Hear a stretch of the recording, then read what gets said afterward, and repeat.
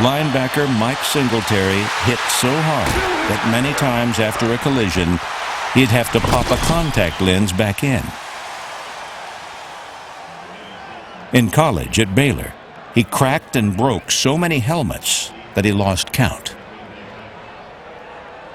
Well, I don't know if it was the helmets or maybe it was a bad brand of helmets or what have you, but you know what? It was just the pressure and the force in which I was playing. I think I just always tried to go through the object that I was hitting and not really go to it, but through it. And that created something different in my mind in terms of what hitting was all about.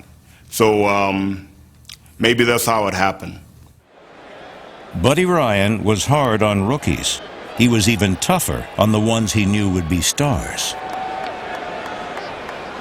He was playing these mental games.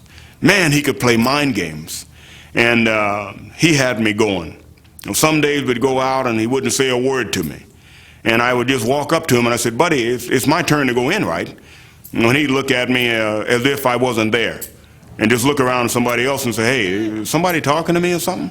And he would do things like that. And there were days that he would totally ignore me, and there were other days that he would just say, 50, when are you going to make a play? 50, when are you going to drop right? 50, you got to be the dumbest kid I've ever been around.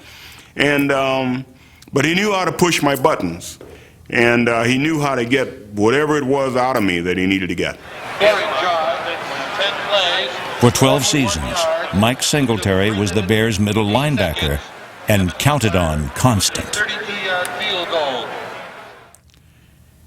Every team has to have someone that's steady. Every family has to have a rock. Every team has to have a rock. And for me, I knew that that was the expectation for me. When something went wrong with that team, Coach Ditka would call me. When something went wrong with the defense, Buddy Ryan would question me. And I accepted that responsibility because that's who I was. And when I took that job, I wanted that responsibility. I was always telling Buddy, "Give me more. Give me more. You can trust me. I can handle it." And he did.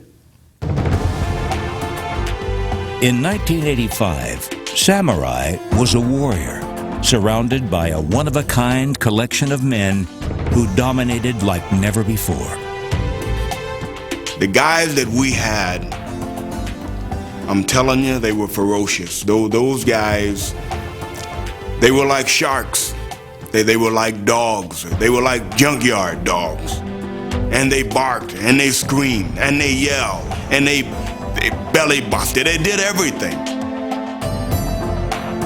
But it was a group like no other. And we knew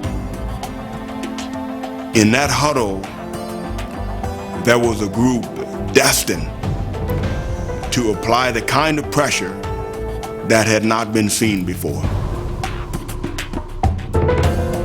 Football historians will always debate which defense was the best ever.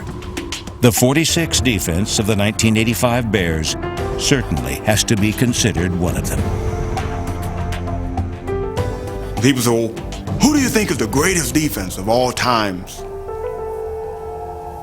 Well, you can come up with the numbers, you can come up with stats, you can come up with players' names or whatever.